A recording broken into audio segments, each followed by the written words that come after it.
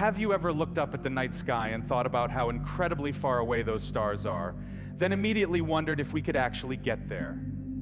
That is the question driving humanity's greatest scientific ambition: interstellar travel. It is a staple of science fiction. But is it actually possible? Is it just a matter of building a bigger rocket? Or are we bumping up against the fundamental limits of the universe? Here's the reality check. The absolute speed limit of the universe is the speed of light, roughly 300,000 kilometers per second. Even at that blistering speed, it would take us over 4 years to reach Proxima Centauri, our nearest neighbor star, and over 2 million years to get to our neighboring Andromeda galaxy. Today, we are masters of chemical rockets. We burn fuel and oxidizer to create thrust. It got us to the moon and it sends rovers to Mars. But it has a fatal flaw for interstellar travel. The tyranny of the rocket equation. The logic is brutal. To go faster, you need more fuel. But fuel has mass. To accelerate that new fuel, you need even more fuel.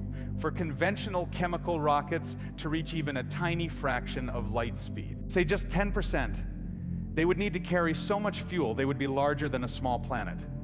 This makes traditional chemical rockets fundamentally useless for crossing the vast gulfs between stars. We need a new set of rules. We need to rethink how we move. So, if not chemical energy, then what? The next logical step is nuclear fusion, the process that powers the sun. We are still a long way from achieving sustainable, net positive fusion on Earth. But if we can, it changes everything. Instead of a chemical reaction, we would use fusion to create an incredibly powerful plasma that we then direct as thrust. A fusion rocket could, theoretically, be hundreds or even thousands of times more efficient than chemical rockets. With fusion power, a trip to our nearest star might take not millennia, but mere decades. This is the gold standard for realistic long-term space travel. It does not break physics, but it demands an engineering miracle that is still decades, if not centuries, away. But what if we did not carry any fuel at all? Meet the light sail. This idea works on the principle that light itself. Photons carry momentum. When they bounce off a highly reflective surface, they impart a tiny microscopic push. One photon is nothing. But what if you have a massive array of high-powered lasers and a sail that is incredibly light and incredibly reflective? This is the premise of programs like Breakthrough Starshot. The plan is to build a fleet of thousands of tiny, chip-sized spacecraft. Each one would have a sail made of materials thousands of times thinner than human hair. A massive 100 gigawatt T-laser would blast these tiny sails, accelerating them to 20% of the speed of light in just minutes. These tiny chips would have cameras and transmitters to send data back to Earth. The journey would still take 20 years, but it is feasible within our lifetimes. Now, we have to talk about the things that do break the rules, because every time you talk about interstellar travel, you have to talk about the Alcubierre Drive.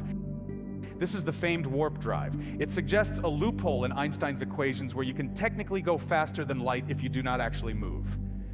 Instead of accelerating the ship, you distort the fabric of space-time itself. You shrink the distance ahead and stretch the distance behind. The ship itself is not moving faster than light, it is sitting still, surfing a wave of compressed space. But there is a catch to make this work. The math says you need a kind of exotic matter that has a negative energy density.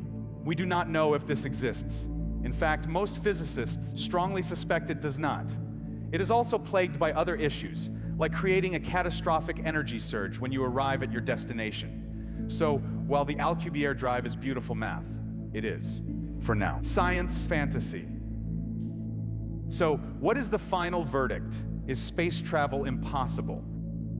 Not at all. It is just monumentally, unimaginably difficult. The distances are absurd. The energy requirements are staggering. We have the light sails, a technology we can start building now to send our robotic pioneers to the nearest stars. We have fusion propulsion, a difficult engineering challenge that could one day open up the solar system and put Proxima Centauri within a human lifetime. And we have the warp drive, the elegant mathematics that remind us how much we still do not know about the universe. Humanity did not stop exploring when we reached the ocean's edge. We built better ships. We mastered the winds.